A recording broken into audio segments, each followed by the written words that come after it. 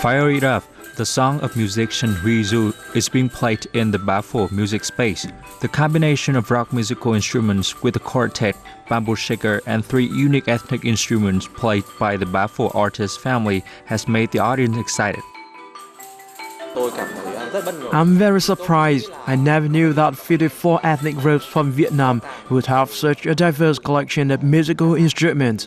To be able to hear and see them in person is very moving.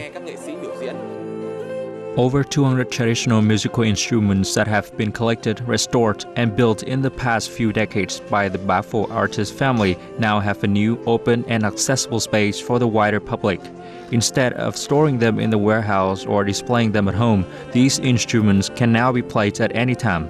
Ba Pho and the artist enthusiastically introduce visitors to the Vietnamese traditional instruments.